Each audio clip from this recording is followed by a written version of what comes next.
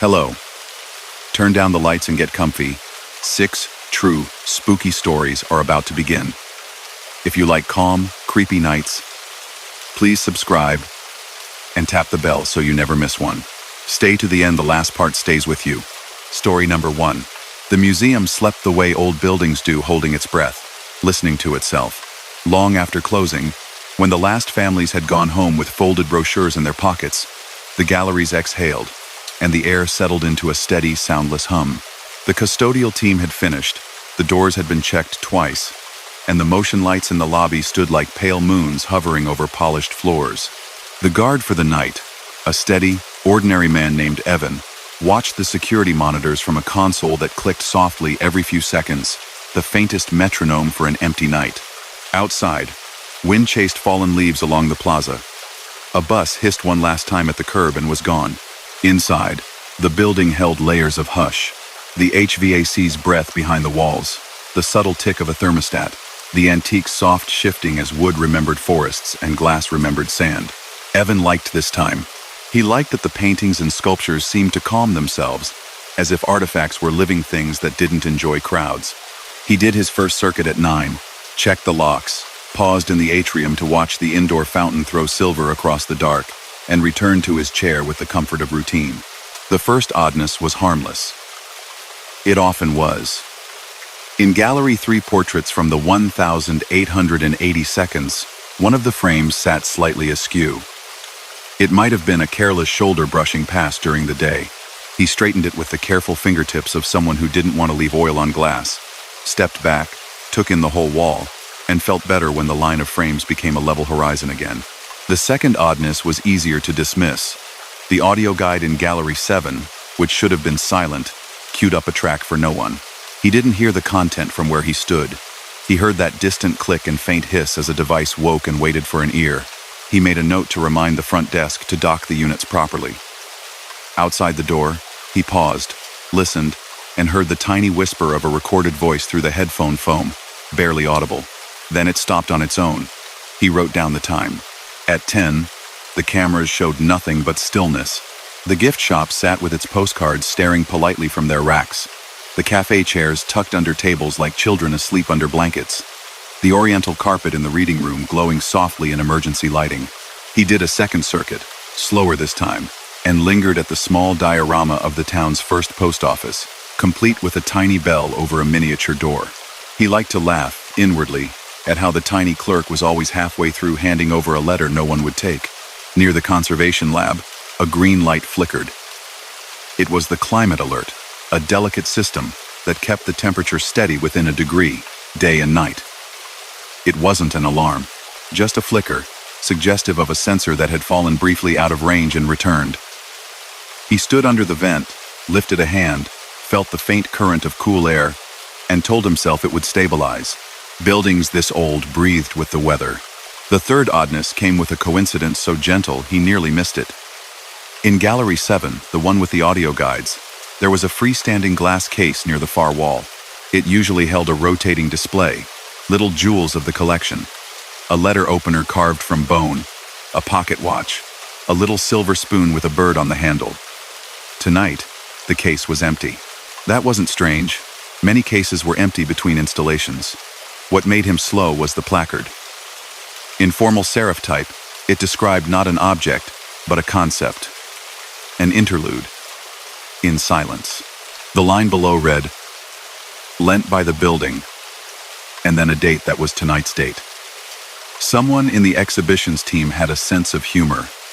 Evan smiled. He liked museum jokes. A draft snuck through Gallery 2 and let the hair on his forearms know they were needed. He looked up.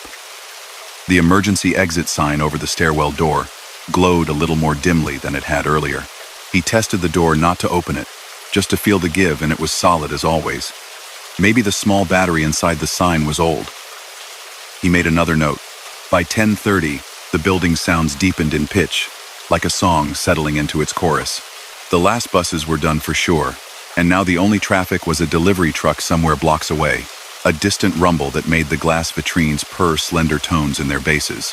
The security console's monitor displayed little grids of quiet halls. Motion detectors plipped green, then hushed. The timestamp marched forward. At 11, the audio guide woke again. This time, Evan heard the track clearly as he walked the hallway toward the gallery. The recorded voice was polite, measured, and very slightly older than modern voices were trained to sound. "You are standing in a room that changes when no one is looking," it said.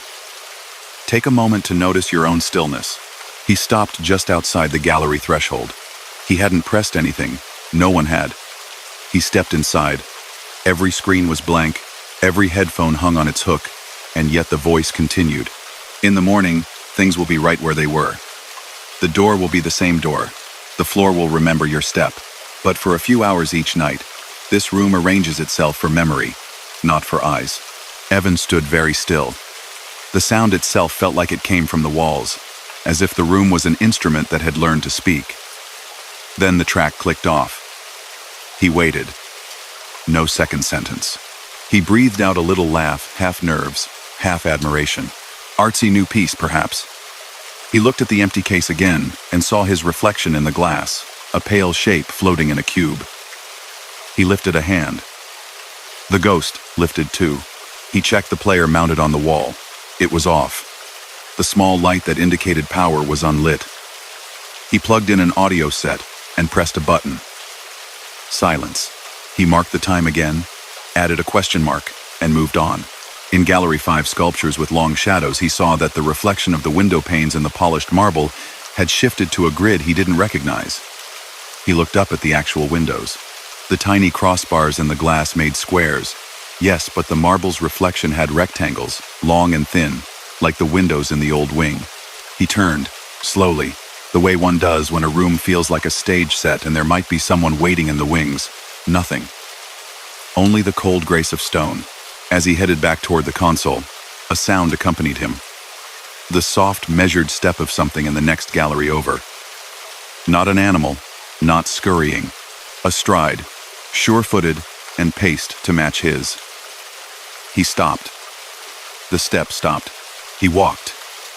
It walked. He turned into the gallery where the sound would be. And of course there was no one. Only the portrait wall again, where a dozen painted faces regarded him with the distance of time. He scratched his temple and told himself about acoustics. The building had plenty. The clock near the admissions desk chimed 11:30, just a calm collection of notes. The console remained calm. He poured water from his bottle into the lid and sipped. He tried the Gallery 7 audio once more. Curious. Nothing. He decided to write it as a glitch and live with it. He almost missed the fourth oddness. On his clipboard where he'd written notes, a small card had been tucked under the clip. It was a standard museum enrollment card, the kind used for new members.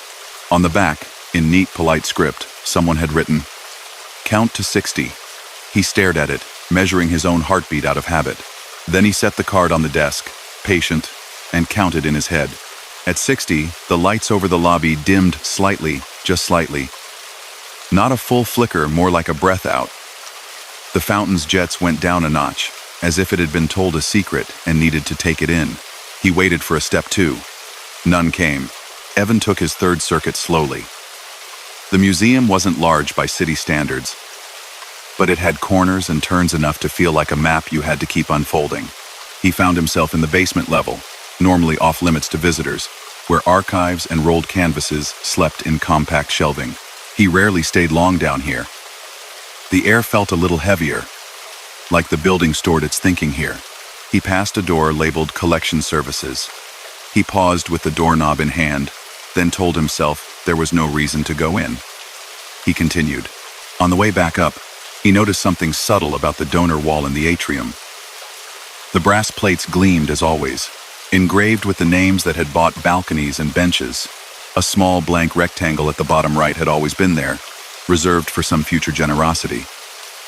Tonight, a whisper of an engraving traced across it. He leaned close. The letters were not letters yet, just light scratches, midnight pencil marks on a bright surface. He wouldn't have seen them if the fountain hadn't wavered a bright ripple across it, illuminating the indentations. He read nothing. There was nothing to read. He straightened, told himself about drafts and grit under cleaning cloths, and wrote down the place on his clipboard with the same careful hand that had always kept him steady. Near midnight, the sound of the building changed again. It wasn't louder. It wasn't any new noise. It was that the silence felt full, like a theater audience waiting for curtains to rise. The air cooled by a hair. The corridors drew themselves narrower, or felt as if they did. Evan's shirt sleeve brushed the wall once where it never did during the day. He made his way to Gallery 7 and paused at the threshold, without knowing why, and looked in. The empty case had a label now. He was sure it had been blank before. The white card, lit by a small halo of light, read, "Gallery copy. After hours visitor. Provenance. Acquired nightly. Medium. Presence. Breath. Patience. Dimensions. Variable. On view. Temporary." Evan stepped closer. The card held still, as cards do. He looked at it for a long moment, then let his eyes adjust to the darkness behind the glass. Nothing.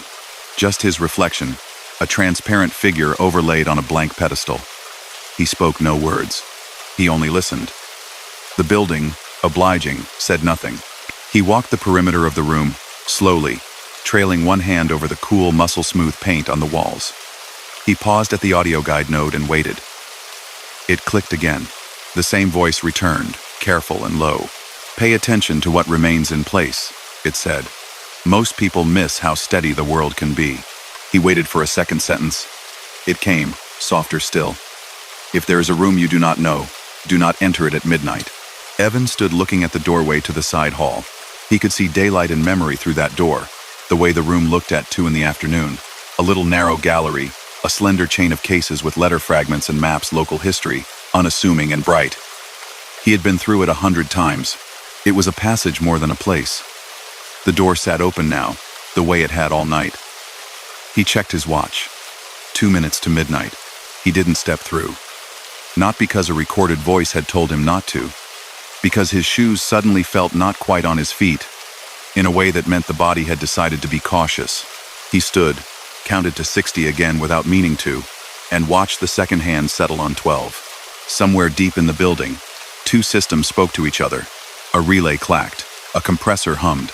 Lights shifted from a warm white to a cool white, then back again, a subtle blink that filled the doorway with a color he didn't have a name for. He waited. His breath misted a fraction in the air, and then didn't. There is a phenomenon in old buildings where 2 parts that have been stuck together with varnish and paint for decades will very slowly pull apart with a soft, gummy sigh. Evan heard that sound now, in the doorway. It wasn't alarming. It was a sound like a sticker peeled from a window. After it, the air felt lighter, as if a sealed jar had been opened. From where he stood, he could see the first case in that narrow gallery. It held a single sheet of paper, in a mount designed not to damage it. The label, smaller than the others, used a font the museum had retired 10 years ago. It read, "Letter to a night worker, provenance unknown." He did not step forward. The letter itself, from this distance, was only a pale rectangle with darker lines. Something moved, gently, not inside the room but in the glass of the empty case near him. His own faint reflection turned its head a fraction after he did. Just a fraction slower, like a lag in a video call. He did not test it twice. He let his eyes wander to the floor. The pattern of the wood planks changed subtly as they crossed the threshold into the side gallery. Older wood there, the kind with knots like sleep spirals. He placed the thought aside like a postcard he would mail later.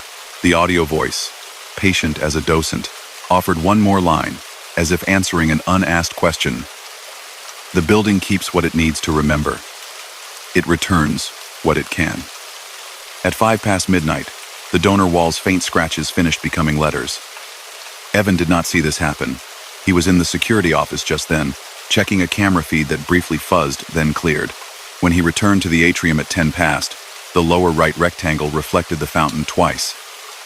He leaned close, because whoever would not, and he read a name that looked like his, except for an extra letter, a small flourish that made it not quite him. The date below was the museum's founding year, long before he was born. He blinked. He rubbed his eyes with a knuckle, like a person who had slept poorly. When he looked back, the flourish had gone. The plate had become blank again. He decided to go to the basement after all. He took the stairs, not the elevator. The air down there welcomed him with the cool smell of paper and linen tape. In collection services, light bled under the door like a pale ribbon. He knocked once the polite way and turned the knob. Inside, the room looked as orderly as always. Shelves like library stacks, labeled boxes, the table with microfiber cloths folded in a stack like napkins. On the far wall hung a floor plan of the building. He stood in front of it for longer than he meant to. The plan was accurate. The rooms were where they were, but in faint pencil, someone had drawn a narrow rectangle between Gallery 7 and the outer wall. A space like a spine with little ribs. The pencil line was light, yet confident, as if whoever drew it had walked that hall in their sleep. The space was labeled with a name that sounded like a working title. Night Corridor. He touched the glass with the back of his finger and felt only coolness. A date in the corner of the plan, written in that same steady hand, was last updated. Tonight. He felt then a soft thud through the soles of his shoes, gentle as a book set on a table upstairs. The lights hummed. He closed the door behind him without locking it and returned to the main floor. On his way back to the console, he did something small and brave. He stood in the threshold of the side gallery he wasn't supposed to enter, his hands at his sides, and he leaned only half a foot forward, the smallest motion that still counted as a step. He looked into the first case, just to the left, without crossing the line. The document inside was indeed a letter. The handwriting was patient, neat lines marching across a page that had yellowed at the edges. He could not read the text from here, but the date at the top was clean, the year before the museum had opened its doors. The signature at the bottom was only a first name, common as stones. The second case, just beyond, held not paper but a little brass key tied to a tag. The tag read, "For after, in a hand that made you think of a person who had never hurried in their life." He would never know if stepping into that room would have changed him. He would never know what the letter said. He did not move forward. He let the stillness hold. He stayed until the clock chimed past, and then he returned to his desk. The rest of the night passed, with the strange steadiness these nights often have. A camera blinked to gray and back. A thermostat ticked and reset. The fountain sighed and drank a little more water. He wrote what he had seen. He did not embellish. He did not leave anything out.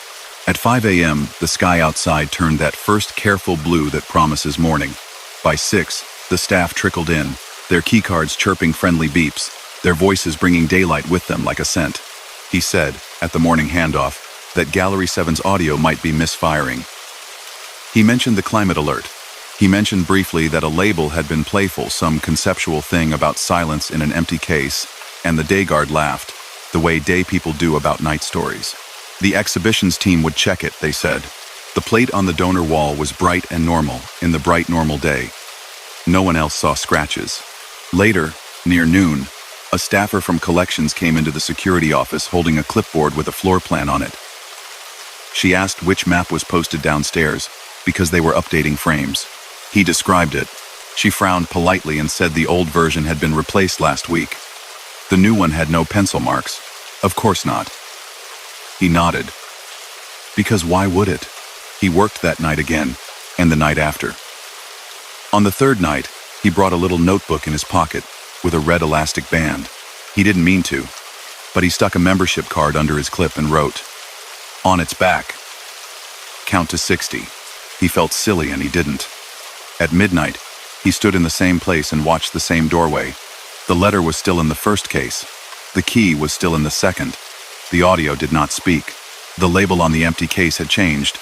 It read, Gallery Copy, The Patient Witness, Provenance, Ongoing, Medium, Listening, On View, Nightly, Until It Isn't. The museum kept doing what buildings do. Changing and returning, opening and closing, breathing in and out. He found himself, more and more, noticing what remained in place. He found that the thing the building wanted most, if a building can want anything, was quiet attention.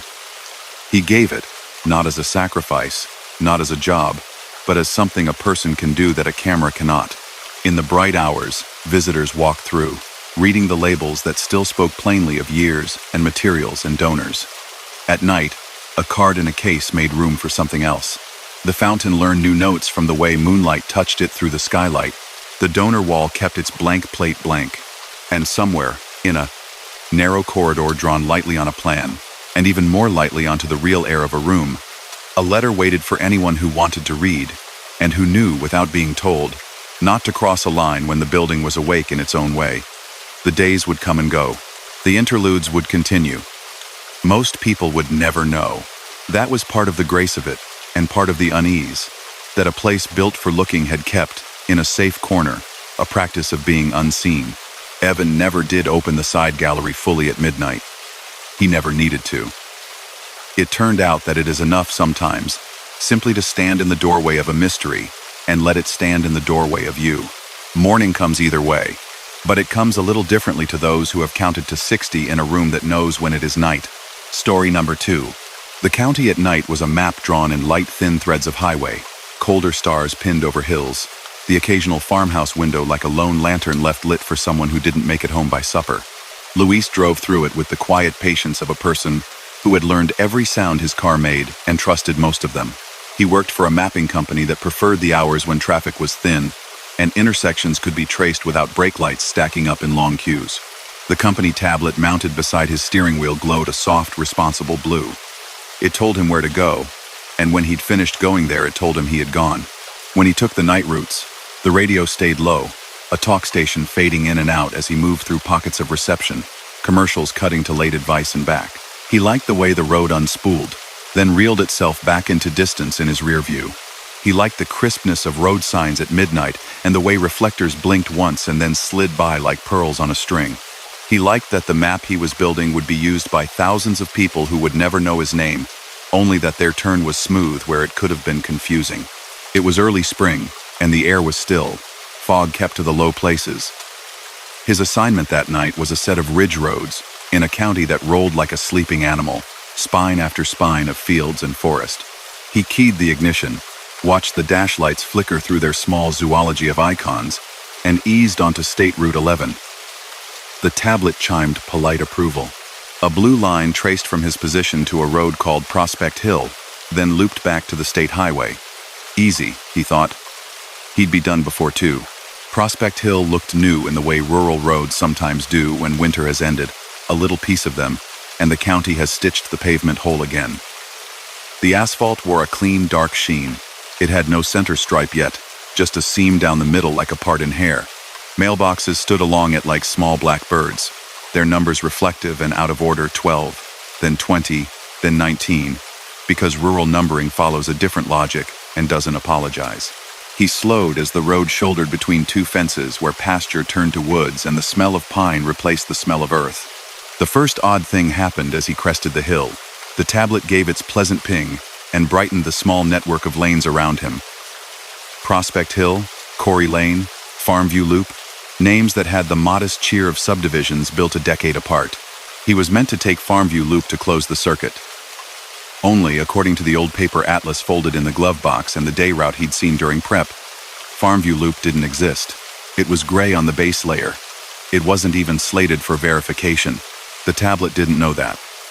The tablet placed a bright blue highlight on it and added a small note in the corner: new data candidate, and stamped tonight's date.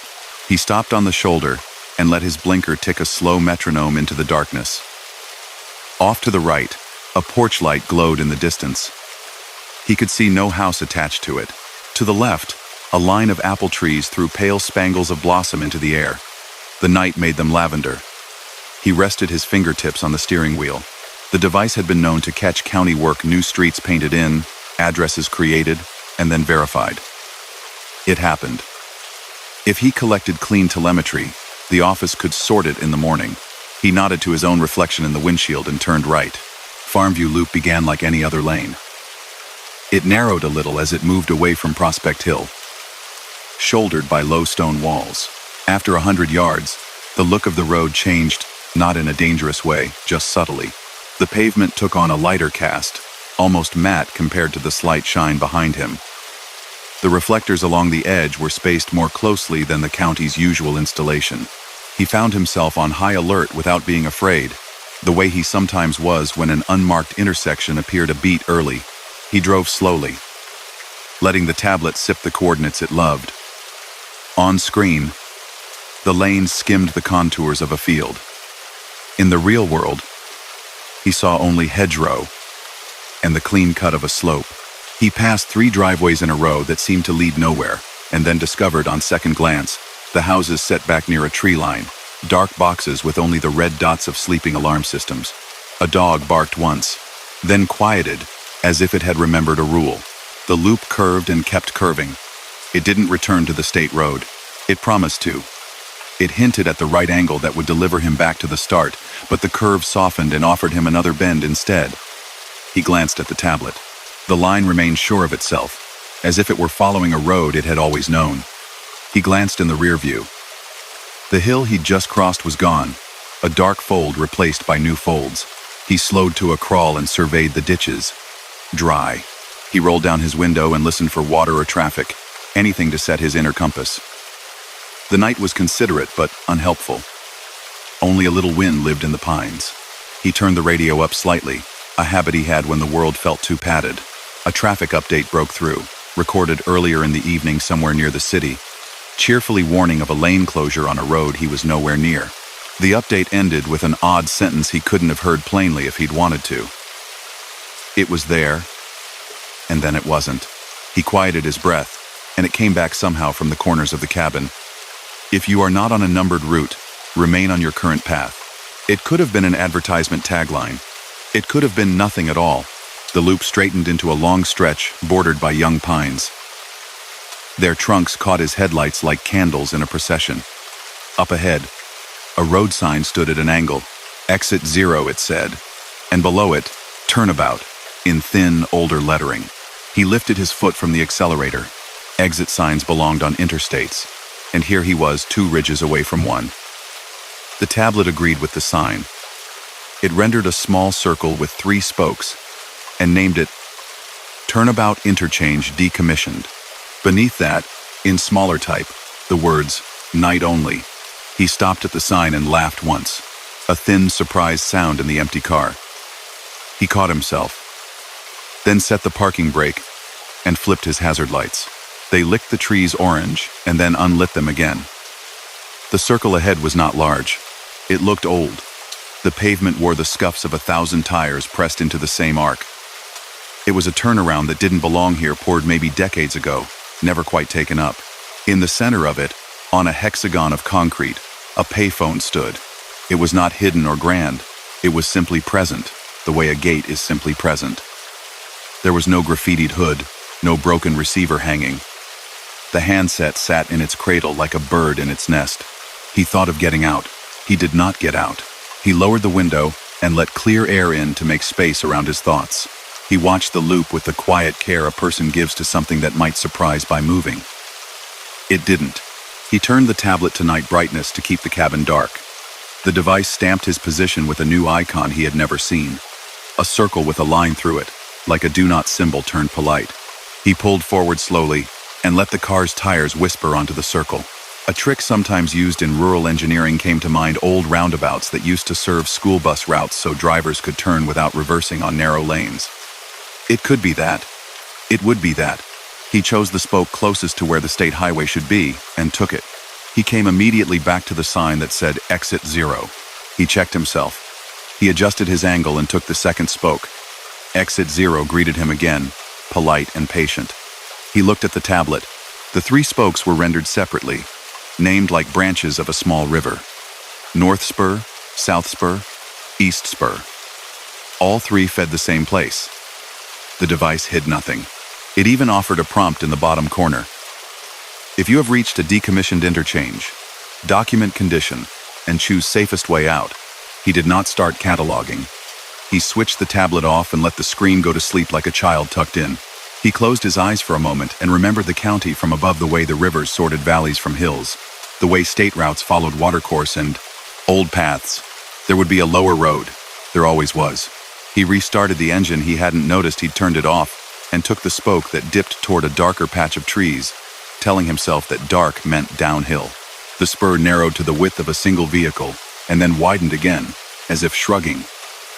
His headlights caught reflectors in the ditch cat's eyes, planted in a line that was not the county standard. Those little diamonds glinted like they always did, but these blinked faintly too, not from his lights but from some low pulse of their own. He put his hazards on again, and watched the pattern. The reflectors blinked out of time with his lights, as if deliberately being unsynchronized. He chose the line that didn't blink at all and followed it. After a minute, the road delivered him to a familiar shape, a T-junction with State Route 11. The real sign stood there, reflective and plain. The paint had the slight scuff of a half-remembered winter. The number was the number he knew. He turned left, felt the relief that is a cousin to gratitude, and looked back. The little spur he had taken did not show from this side. It was a gravel apron ending in grass. He let out the breath he hadn't known he'd been measuring, then pulled into a gas station at the junction. The pumps were older, tall rectangles with a kind of chrome optimism, the kind that used to wear glass globes. They had card readers, sure, but the decals around them felt a decade out of style. He tried the pump with his company card. The reader asked politely, then blinked, then asked again. He went inside. The station smelled like coffee and clean floor cleaner, a combination he suddenly loved. The clerk gave him a nod the way people in night jobs nod, in a small ceremony of recognizing the fraternity of the late shift. Her name tag read Nora, in neat block letters. He asked for a black coffee and a water, and an extra set of wiper blades because the ones on his car had started to chatter on the glass when mist picked up. "You're the one in the little car with the antenna," she said, voice not unkind. It was a common way to describe his work. He smiled and said that, yes, that was him. "Don't take the loops at night," she said as she handed him the coffee. "They fold funny after midnight. Keep to the numbered road, or wait. Morning does better by you." He was too used to polite, odd statements on long nights to challenge the phrasing. He asked, instead, if she'd been here long. "Long enough," she said, which was an answer and wasn't. "We close for inventory when the road closes." He said that he thought gas stations didn't close that often, and she smiled like someone applauding a child who has said something charming. He thanked her and stepped back into the night. The road held steady for a while. He logged a few more miles, turned onto a county lane he knew for sure, and watched his odometer count down rabbits of distance he'd nicknamed from habit. The talk station handed the hour to another announcer. A freight train hauled itself along somewhere miles away, its horn a long thread through trees and field. At 1, dispatch called. His hands were on the wheel, so he let the call go to the dashboard speaker. "Hey, we're seeing some weird flags in your feed. Are you generating features?" the voice asked. Friendly but alert. He said no. He was not creating anything. He was collecting only. The voice said, "Okay, there might be a software update using his profile to test a new layer, and they would roll it back in a minute." He said he had seen a strange note about night only and a decommissioned thing. The voice said, after a pause, that there was no such layer, not on production. They'd email him in the morning. The call ended with a click older than cell phones should make. He switched the radio to AM and found nothing but the roar that sometimes stands in for music at a certain time of night. He switched it off altogether. The tablet had rebooted itself without his help. He put a hand over the screen, as if that would keep it from seeing, and let the car tell him what to do next. The next valley was fogged. 6 inches above the road, a river of cloud lay, low and orderly, as if poured there by a careful hand. He slowed, rolled the window down, and listened for the water that made valleys worth mapping. He found it by sound a ribbon that had not changed, because no one asked it to. He decided to find it in the way a person decides to find a friend in a crowd. He took the lanes that sloped. He ignored the ones that reminded him of circles, and after a while the road offered him a narrow bridge. It was a truss bridge, the kind that throws its own shadow into your car as you cross it. It wore temporary gates on either end, hinged and painted reflective white. One of the gates was swung open, a small sign hung from it on a chain. Closed when posted. No one had posted anything. Mist slid between the bars like it was meant to be there. He stopped before the threshold and looked at the little grid of the thing, the way it divided and ruled the space. He turned off the car and sat in that pure night silence that sometimes feels like a bell has just rung. He rested his fingers on the steering wheel again, a steady practice, as if he could take his own pulse there. The world did not press him. It waited with him. Somewhere far off, a rooster offered a test crow and embarrassed itself into quiet. The fog thinned by a degree. The gate, which had been open before, remained open. He crossed. On the other side, the county returned to itself. Mile markers made sense. The shoulder grew a little wider, where it always has. A real work zone appeared a mile later, cones lined up under sodium lights, aero boards doing their unhurried little flips. A person in a reflective vest walked slowly along the line of cones, checking their positions, a kind of calm choreography. Luis felt the small buoyancy that comes when a world he recognizes returns to him. He pulled onto the shoulder near an overlook and let the car rest. The sky in the east had turned the color of a bruise, working itself back to normal.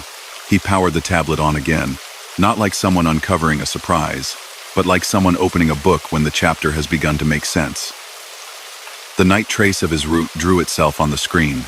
The loop he had taken on Prospect Hill was there in clean lines. The interchange circle had a label after all. Turnabout decommissioned 1,978. And a footnote, visibility uncertain. The payphone was a small dot. He tapped it, and the tablet told him nothing. He tapped the loop, and the device offered him an option. Submit condition report. He did not. By 10 in the morning, when he was supposed to be asleep, dispatch sent a message thanking him for the ridge data and asking if he meant to submit a decommissioned structure. He wrote back that he had driven what was there. They replied that his track was clean, but the features were not present in the base layer. Someone in quality assurance added a small, smiling face to the thread, meant to indicate good humor. He closed his eyes and dreamed of taillights that blinked but were not attached to cars. 2 weeks later, on a daytime route, he passed the same gas station. The pumps wore new stickers now, bright and current. A banner on the building announced a renovation completed. The little chrome accents had been taken down. The interior looked different through the glass. Nora was at the counter, or someone who looked like her if he had imagined her kindly. He went in to buy water. She rang him up without the tug of recognition. "Do you close for inventory when the road closes?" he said, because sometimes he tested the world to see if it would echo. "We only close once a year," she said. "January, for a deep clean." She put his change on the counter the way people do when two hands might bump otherwise. He smiled and told himself about memory and how it is a more creative process than anyone wants to admit. He didn't take many more night assignments after that. Daylight had its own demands, but it kept the loops quiet and the exits numbered in a way that matched the state map. The company tablet performed like a steady friend in a familiar cafe. Occasionally at twilight, a prompt would slide up from the bottom of the screen offering him a faster route via exit 0, and he would dismiss it the way a person gently turns down a conversation they know will go long. Every now and then, when he crossed a bridge at dusk and the truss shadow folded over his dashboard, he thought of the payphone in the circle. He imagined it in different weathers, rain slicking the cord to a deeper black, snow drawing a perfect ring around its base, summer insects hovering like a scarf. He imagined picking up the receiver and hearing nothing but the sound of the road he was on, played back to him from a minute into the future or past. Maps are agreements made in public. Most of the time, the night honors those agreements. On certain hills in certain counties, the dark writes footnotes in a careful hand and erases them with a soft cloth before sunrise. He had learned the trick of not arguing with footnotes while the ink is still wet. He let the darkness keep its local lanes. He took the numbered roads home. The routes he made for other people in the morning were good and solid, and not disturbed by loops. If there was a way back to that circle, when the sky was blue, he did not take it. The tablet, respectful as ever, kept his tracks. Once, months later, he looked at the heat map of where he'd been and saw a small ghost of a round shape near Prospect Hill. A light touch that could have been anything, a lazy curve he'd driven, a rounding error, a fluke of the GPS deciding the world was slightly rounder that night. He hovered his finger over it and did not tap. He turned off the screen and let the real road give him its honest miles. Story number 3. At night, the station floated above town like a lantern on a hill. Red marker lights winking on the tower. The glass door locked with a quiet latch that clicked when it felt like it. In the control room, the on-air sign glowed a steady cherry red that looked warmer than it was. Racks hummed, the kind of layered hum that makes a person think of distant bees. And on the console, a line of faders stood like small silver bones. The building was a converted telephone exchange. The old floors under the new carpet had a slope in them that made wheels drift if left unlocked. The midnight operator, a careful woman named Mara, who kept her hair tied back and her sleeves pushed up, eased into the chair the way one eases into a ritual. Automation would carry most of the hours. She was here to mind the seams. She ran a hand over the memo taped near the talkback button. Legal ID at the top of the hour. No exceptions. Even at night. Especially at night. She checked the clocks. There were 3 of them, and none agreed.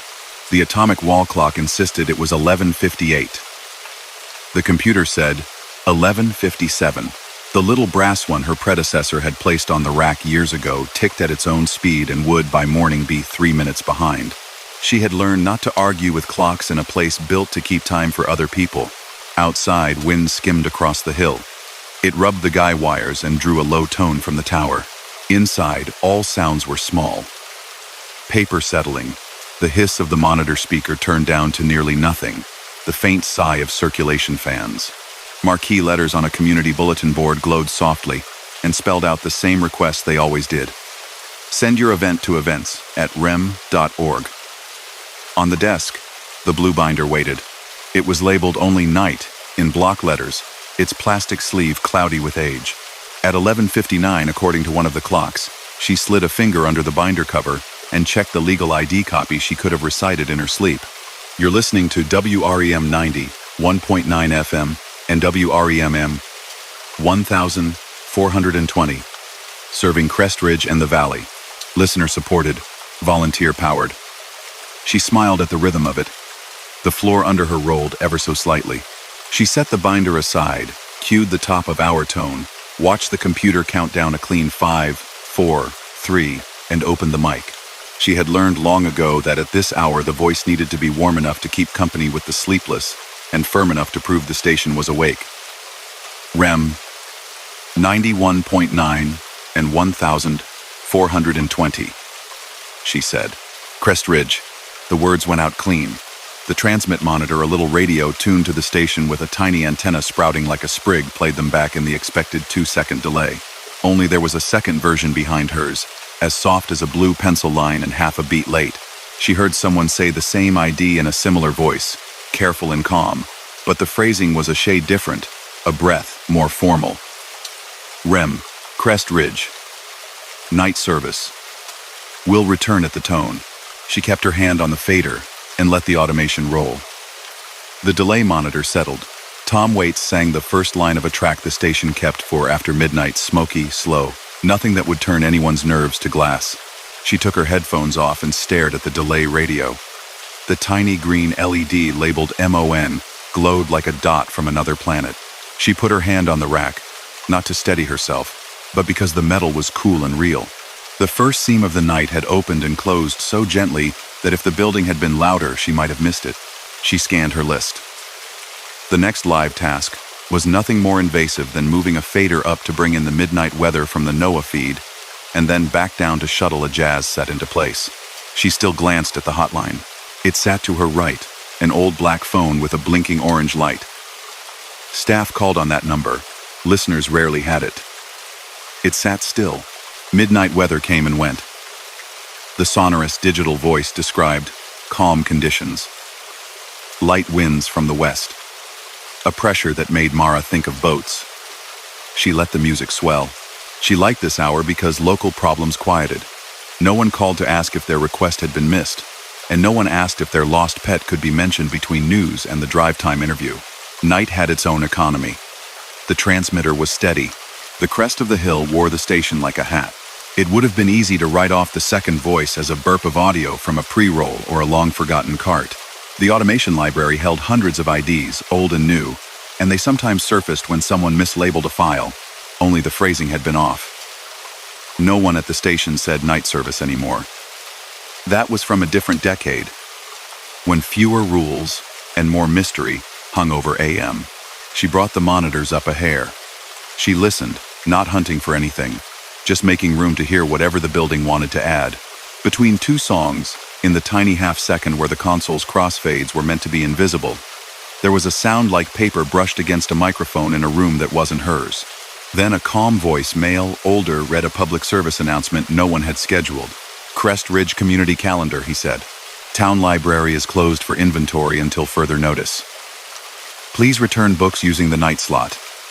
Students, the bus routes will change when the road closes. Take your numbered roads in the morning. Sexton, Lee, Town library is closed. Her knuckles went cold where they touched the board. She checked the log. The calendar spots were set to run at 6 a.m. The voice was not the one they used currently. It was the old voice, from a set of tape cassettes digitized last winter and archived for curiosity's sake. Those were never in rotation. She slid her chair closer to the rack. The level meters barely pulsed. The PSA had been under the music, so quiet most would not have heard it.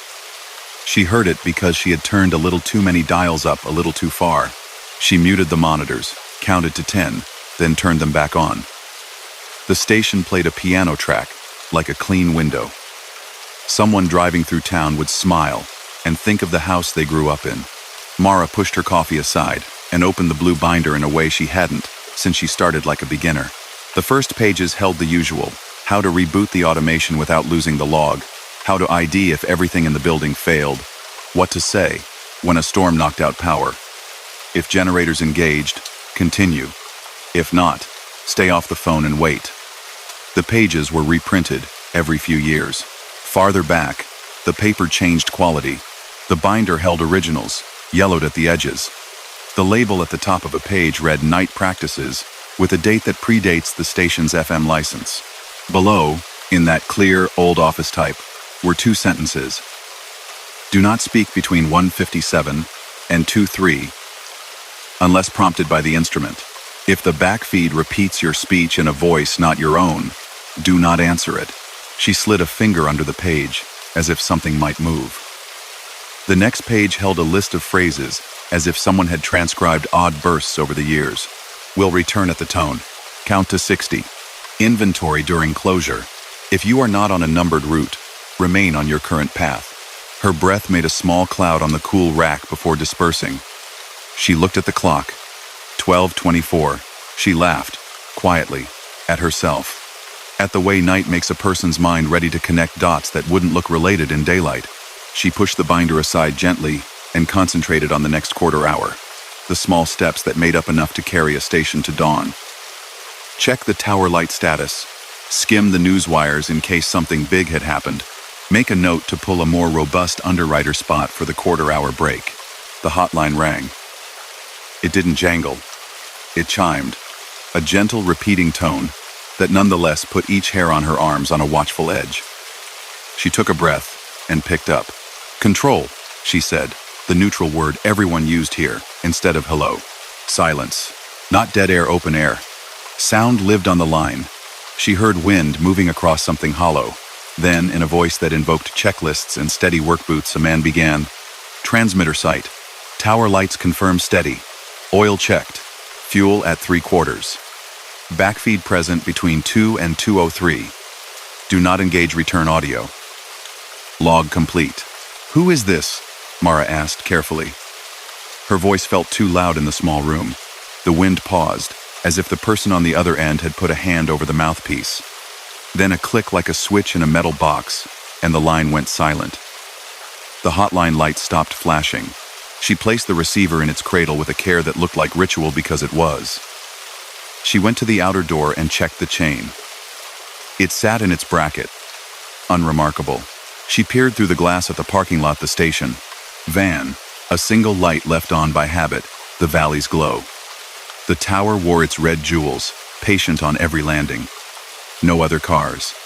The hill line took everything and returned it as shapes.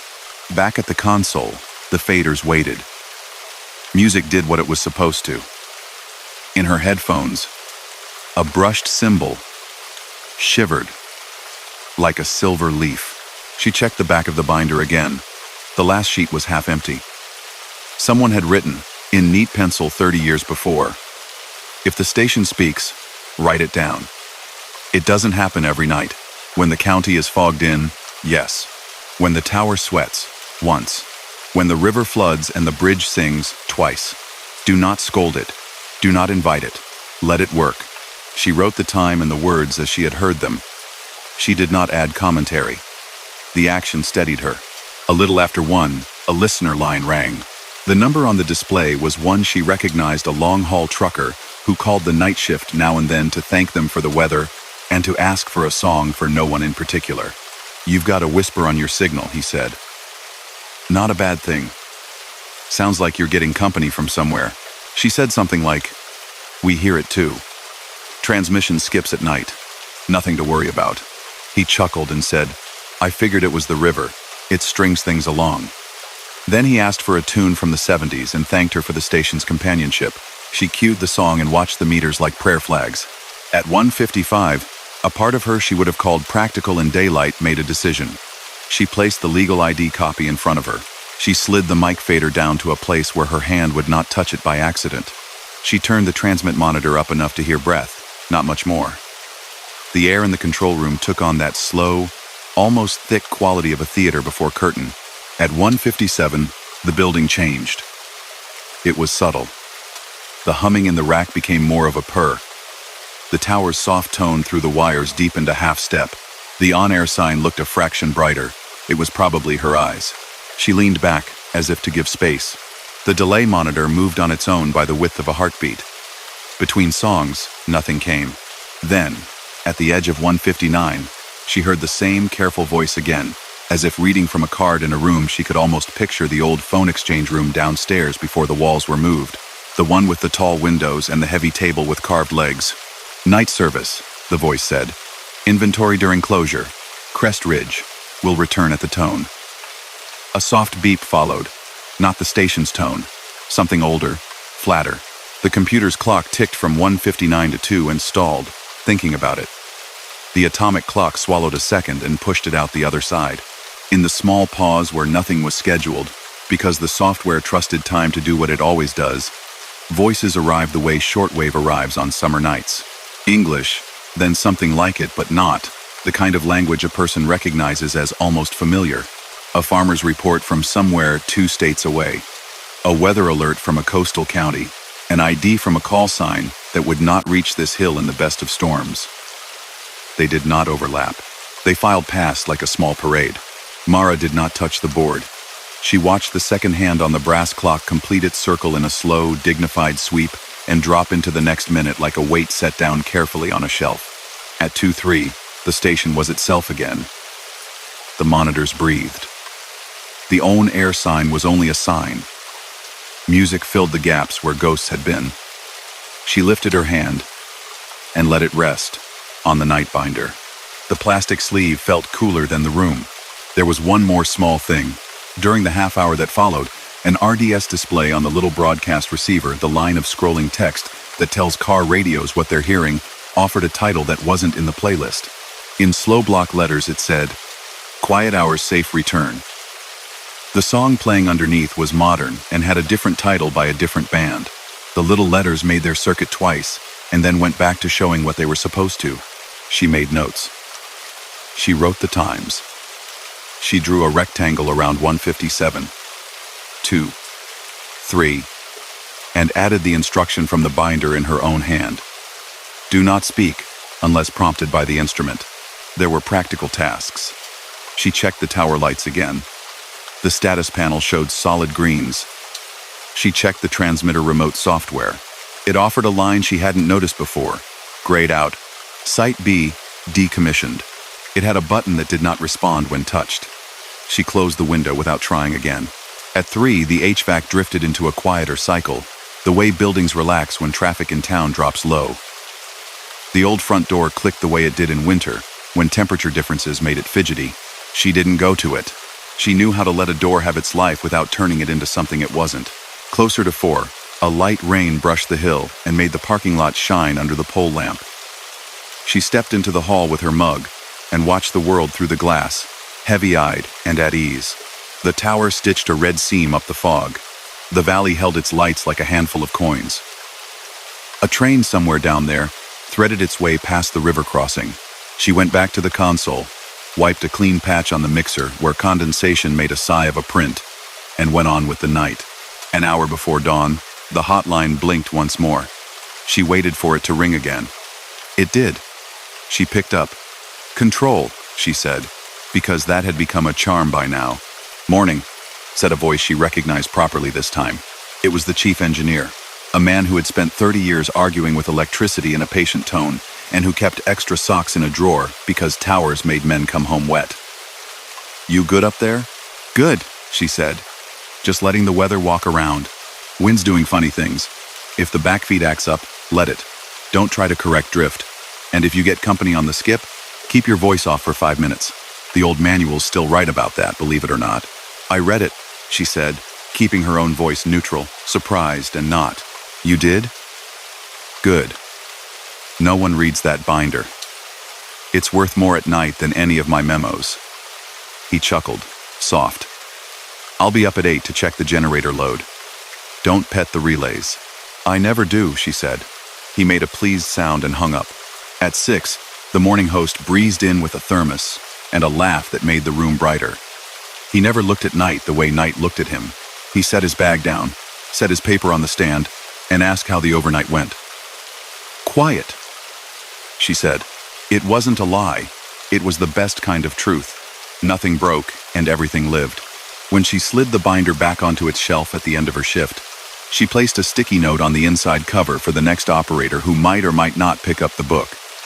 In her precise hand, she wrote, "If you hear another version of our ID, that's the building. Let it finish. It passes." Weeks later, a thunderstorm folded itself over the hill at midnight. The station took a breath and kept speaking. The RDS offered that same 2-word line once, and then returned to its usual duty. The tower sang in the rain. The binder sat and did not need to be opened.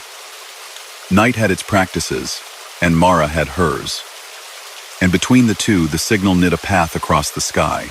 She did not tell stories about it to anyone who would make the wrong kind of face. She did not make a project of proving what could not be logged. She kept the hours the way a person keeps a candle in a draft, shielded with the cup of the hand, steady, watchful, knowing that most of the work is simply not to blow. There are places built to gather and send, and they do their gathering and sending whether anyone is looking or not. A station remembers the voices that shaped it.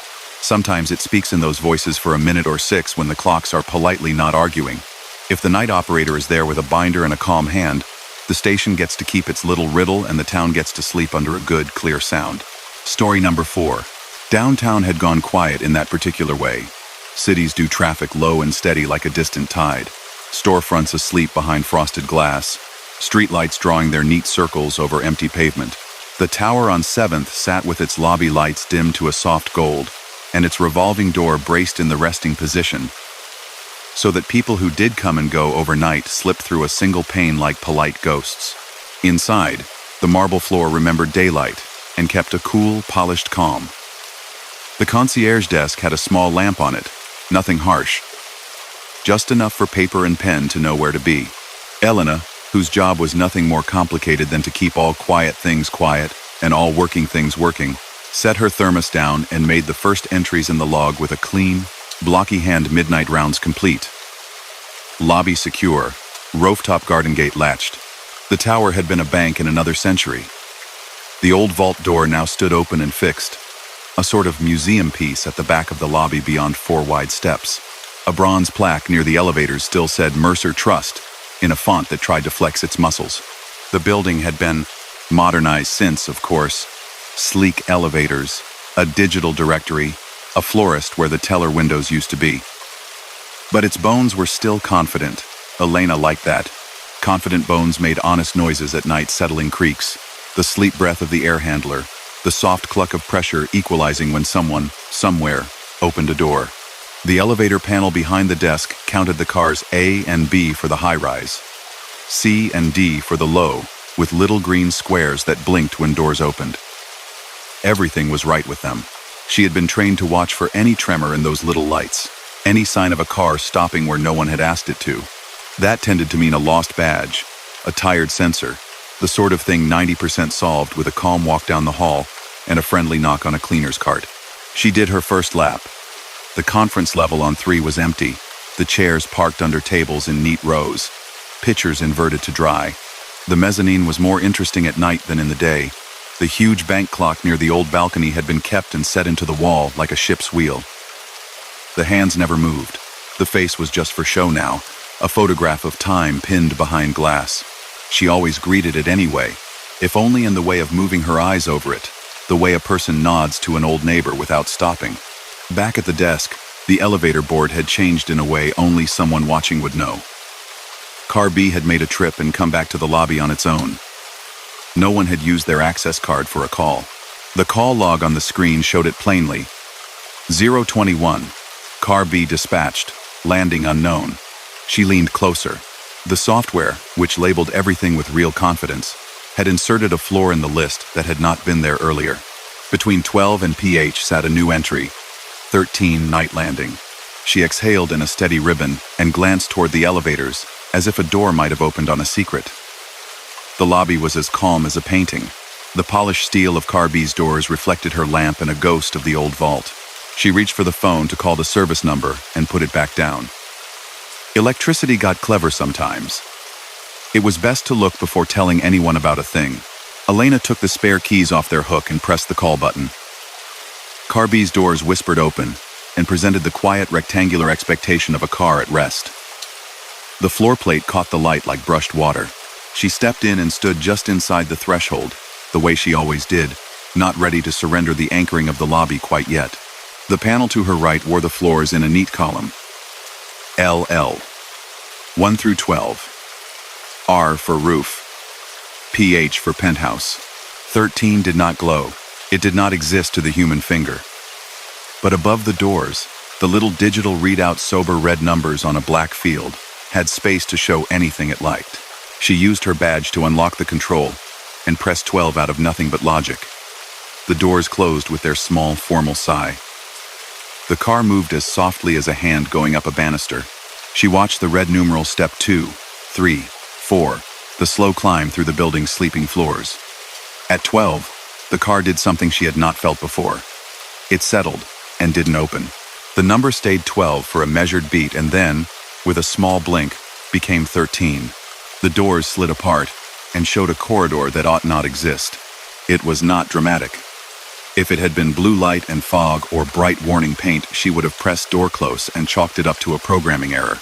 It was simply a landing with its own patience, lit by a pair of wall fixtures that matched nothing in the rest of the building, old glass with a gentle ripple, the kind that makes light look like water in a shallow dish. The carpet was a field of gray that had never been installed on the other floors. A brass-framed map hung to the left, the typeface on it older than the current evacuation plans. It was not the fantasy of 13, or a stage set. It looked like a place that had a job. She kept one foot inside the car and leaned only as far as a person would when trying to catch the smell of lilacs someone else had mentioned. The air had its own temperature, slightly cooler than the elevator, touched by the scent of machine oil and the old formal aroma of furniture polish. To the right, just at the edge of the doorway, a panel in the wall held a small rectangular slot and a label etched on a strip of aluminum. Mail Chute Landing Service. The slot was sealed. Above it, a narrow glass door showed the ghost of envelopes sliding once upon a time. The building's mail chutes had been blanked decades ago. Nothing had been mailed from here in longer than she had been alive. And yet the door looked as if opened and shut recently, no dust line, no lazy hinge. She pressed the door open button out of reflex, giving herself more time. The little arrow icon thanked her with a tone that sounded older than her console tone by the weight of a bell. Across the landing, 6 feet from her toes, was the only door unmarked wood, painted the same gray as the wall, with the building's current brushed steel pull.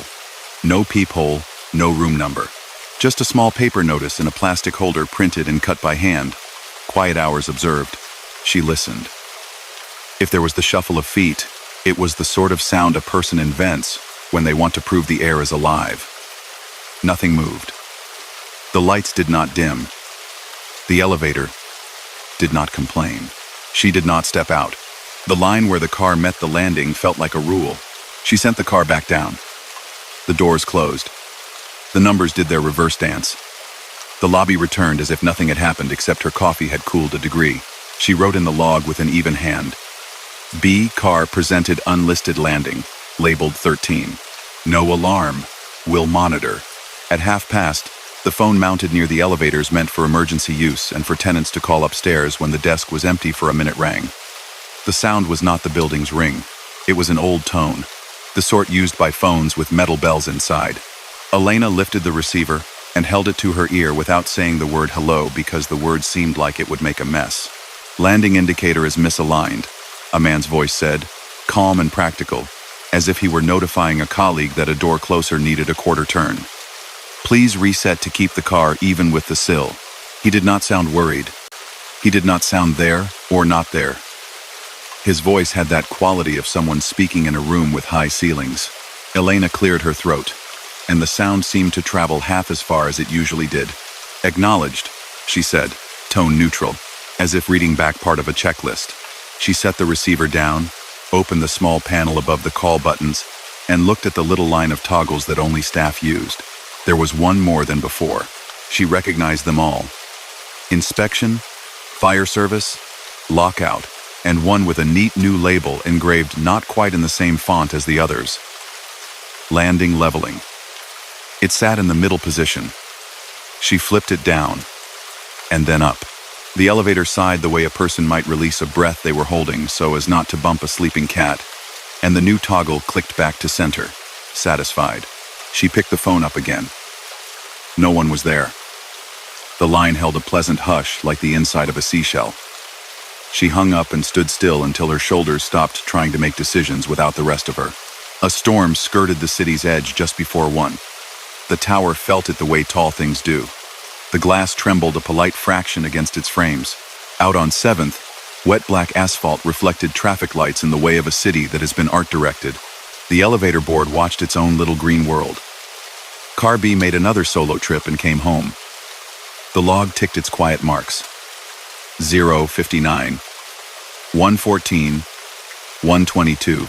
She considered calling the elevator service company then, but she pictured the man on the other end, dispatching a technician who would ride up and down at 2 in the morning and find nothing wrong in the way that would make her look like someone who couldn't tell one noise from another.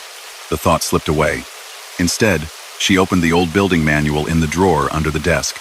Not the sleek PDF printed last year.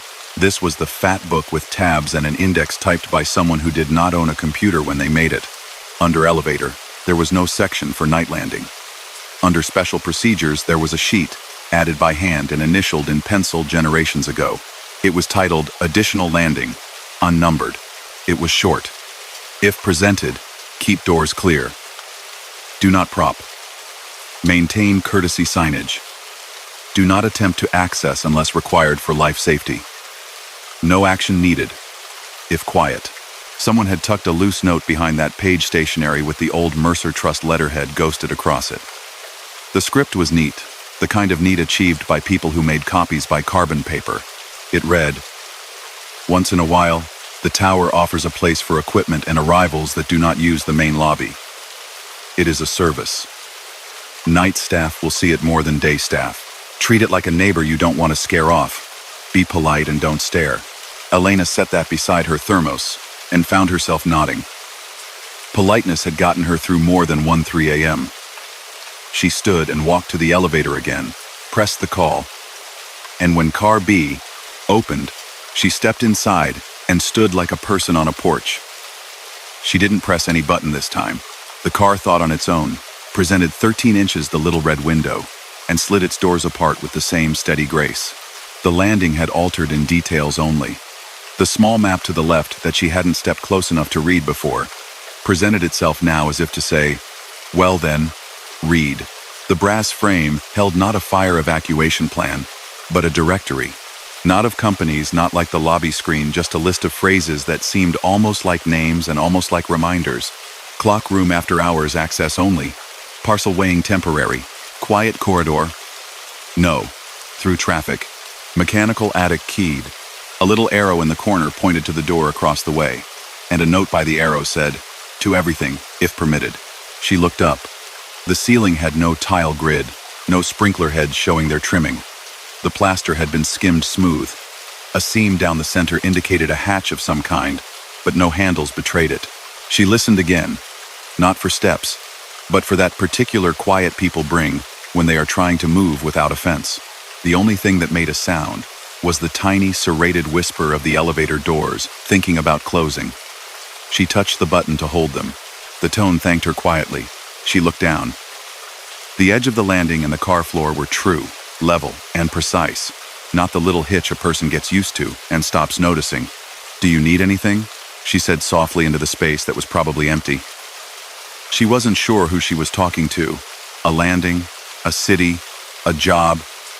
It didn't matter. The question felt like the sort that changes the shape of a night by being asked. The overhead light hummed once, friendly as a cat's throat, and did not dim. She let the car close and come home. She wrote again, very simply. 13 remains present, no disturbance. Around 2, one of the building's cleaning robots, a little device that mapped the lobby each night, with the patience of a bee halted in front of car B and reorganized its plan with tiny, polite beeps. Elena watched it, amused. Its LiDAR sent out invisible fans that saw obstacles. It turned, drew a new path on its mind's chalkboard, and then, in a small fit of perplexity, drew a straight line into the elevator. It stopped against the threshold and made a sound that wasn't frustration, because things that clean cannot feel that, but something like the syllable a child makes when they encounter a closed gate. Elena picked it up, set it back on its route, and watched it decide that the elliptic carpet by the mail chute was this evening's battlefield.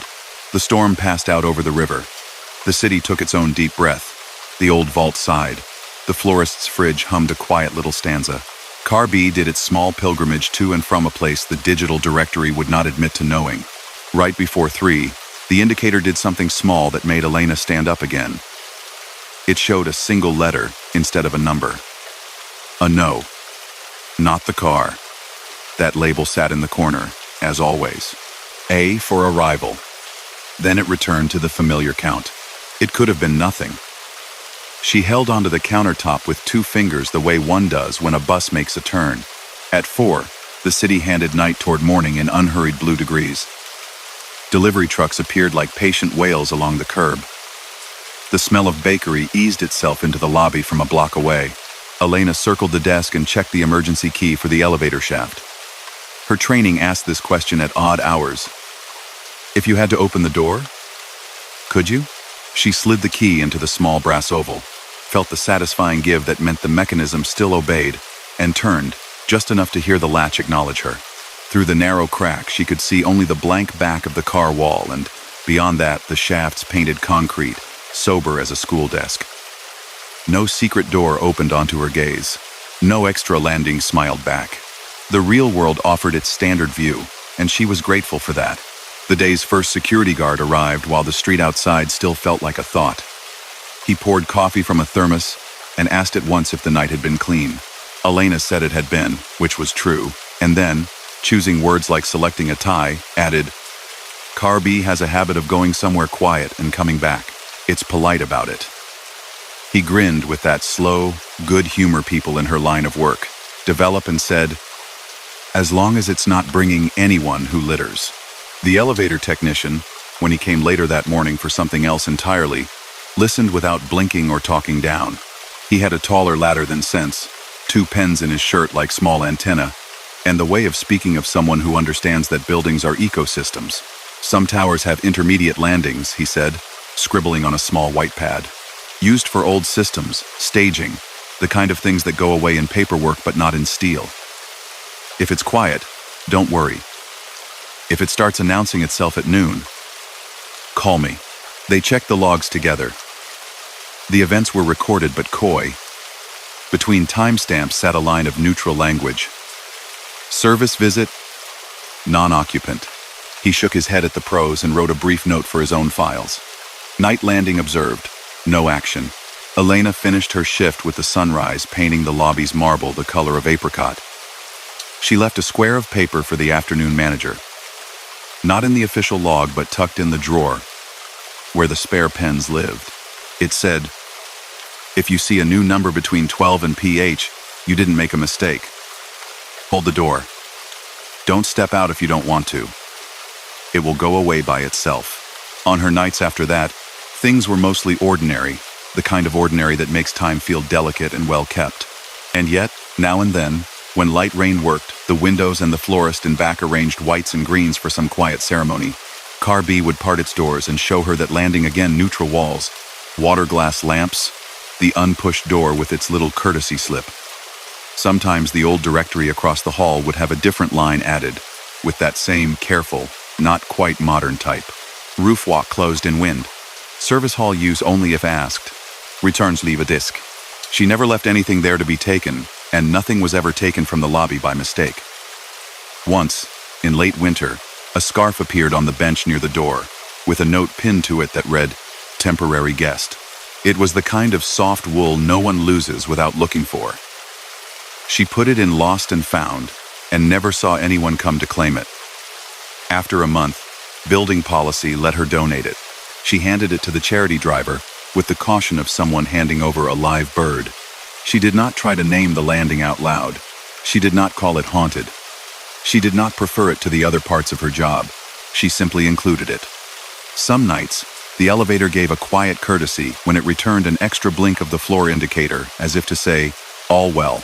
On those nights, she found sleep came to her easily when she got home. It was as if the building, a large and well-behaved thing, had settled one part of itself and freed her to settle her own. Morning staff never mentioned any extra landings. The directory in the lobby never grew an extra page. Tenants went on being human, forgetting umbrellas, complimenting the flowers, smiling past tiredness at the person who kept their night safe. The old vault kept standing, solid and open, like a mouth that had decided it had nothing more to say to anyone. Once, very late, she paused with the elevator open and let the hum of the landing fill the car without entering. The tone of it had changed with the season, like a chord retuned. She noticed this only because she had learned the building's notes without meaning to. She lowered the door and thought of the way some trains do not stop at certain platforms, except at particular times and for particular passengers. There are kinds of travel that do not require tickets and kinds of courtesy that do not require handwriting. She kept the log clean and the lobby warm and never propped the doors. The night had its habits. The tower had its roots. She had her keys and her patience and the good sense to stand on thresholds when thresholds were what the hour offered. People passed through, and whatever passed through the extra landing did so with such restraint that the only sensible response was to match it. The elevator went where it needed to go and came home on time. The city rose, and the day put a hand on the night's shoulder and said, "All right then. My turn." Story number 5. In the quiet wing of the sleep center, everything important was measured in 30-second slices. Light stayed low and kind. Monitors glowed with soft blues and greens. And somewhere in the building, a ventilation fan turned with the persistence of a second hand. The rooms had numbers that made sense: 1, 2, 3, and 4. Each with a tidy bed, a small camera near the ceiling, and wires coiled neatly on carts like polite bundles of rain. Rowan took the overnight shift because the work suited a careful person with a steady attention span. People came in carrying their tiredness, handed it over to be examined, and left with printouts full of little mountains and valleys. Sometimes they got answers. Always, they, at least got to sleep under watchful eyes that didn't belong to a clock. At 11, Rowan checked each room. Room 1 held a man in his 50s named Delgado, who had the look of someone who worked with his hands and always set them down neatly when asked. He lay on his side as electrodes the size of coins winked from his temples, and the respiratory belt around his chest rose and fell. Easy. Room 2 had a teenager with a hoodie balled up like a pillow against the headboard. She had come in fighting sleep all day, only to find it waiting for her here like a cat. In room 3, a woman named Kay had asked for the white noise to be turned up a little, because the sound of a distant fan made her think of rain on the back porch. Room 4 sat empty on purpose, a backup room, a luxury on nights when the schedule mistimed itself. The control room felt like the bridge of a ship. 4 monitors displayed 4 quiet beds. 2 more showed graphs recording their owners' nights, the forest of EEG waves, the little zigzags of eye movement, the tidy stepping pattern of breathing. A clock on the wall whispered digital time, and a second clock, analog with a sweep hand, offered a steady loop. The intercom clicked when Rowan pressed its talk side. "All good," Rowan said after each room check, voice low enough not to spill. He wrote times and the word stable in the log with neat letters. The first oddness was so small that it didn't feel like one. On the scheduling software, a strip of color appeared beside the list of rooms, a pale gray band labeled Room 5. The center didn't have a Room 5. It never had. The building plan on the wall showed it as hallway, equipment closet, and a fire stair landing. On the screen, the band held a single word: baseline. New patient name, new initials, new arrival time. The status dot next to it was a cautious amber, the color the program used for equipment warming up or a night starting late. Rowan clicked it and the software responded with polite nothing. The only option was note. Rowan typed the time and the word appeared. 23:19 unexpected listing. The dot didn't change. The rest of the screen behaved. Delgado turned once and settled. The teenager's pattern softened toward stage 2. The white noise in Kay's room filled its room with gentle snow. At 11:57, the intercom tested itself one friendly pop across all channels. It did this sometimes. The sound was soft as a knuckle against a door that already stood open. Rowan muted the overhead speakers for a second, then brought them up. The building hummed in the casual way of buildings at night, the particular hush of after-hours medical spaces, the diffuse, institutional lull that makes even breath sound important. By midnight, the grid of epochs marched down the screens. 30-second slices became columns. Rowan made notes.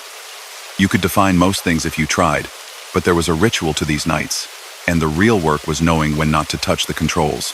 On a low shelf sat a blue binder labeled Night Procedures, full of reprinted pages and handwritten addenda that carried the humor and calm of people who had worked 1,000 midnights and scolded none of them. A sticky note on the cover in a hand Rowan did not recognize said, "Trust your clocks, but not with both hands." The second oddness began as a sound on the hallway camera's mic. It was not footsteps exactly. The hallway absorbed those. It was the faint rhythm of weight, settling where weight doesn't usually settle, like someone standing behind a door and adjusting their stance without moving. Mic 1 brought in a whisper of air moving along the baseboard. Mic 2 stayed silent. Mic 3, aimed at the nurse's station that wasn't staffed at night, carried the sigh of the vending machine doing nothing in particular. Rowan turned the gain a little, until the room seemed to lean closer. On screen, the hallway looked the way it always did. A straight corridor painted 2 shades of gray, the darker along the lower half, handrails making a line you could follow with your eyes like a staff line in sheet music. The exit sign at the far end spilled its red square of certainty. The top of a rolling cart peeked out from a closet door left a faithful inch open. The camera did not pick up anything moving. The microphone kept time with no one. Rowan pulled the binder closer, more for company than instruction, and flipped to the pages about artifacts the little lies monitors tell when a patient scratches an ear or a wire sighs against a pillow. Somewhere between Agar-Welder protocol and mask fit troubleshooting, a page had been inserted by hand. It was the old kind of paper, good weight and kind to ink. At the top, someone had typed in a decade-old font, between 12:12 and 12:19, do not score environmental channel variations, likely building drift. Below, in pencil, someone had added, hallway measures itself sometimes. It will pass. Hallway measures itself sometimes. Rowan smiled despite the hour. It was like a line of poetry Mylar taped inside a math book. The software chimed, small and courteous.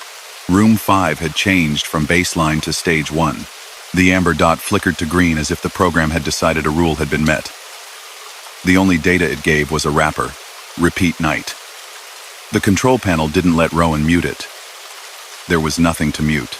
Rowan marked the time and wrote, Room 5 ghost listing no door. In the actual rooms, bodies did what bodies do. Delgado's breathing slowed into that almost singing rhythm of someone giving in. The teenager's eyelids flickered briefly under the tape discs as her brain lit and dimmed in short firefly pulses. Kay, lulled by her chosen white noise, drifted down those elegant boats on the graph, turning into a sea with tiny regular waves. Rowan watched and held the intercom key just enough to speak if needed. No one needed it. The third oddness felt like someone following a script written for a different building.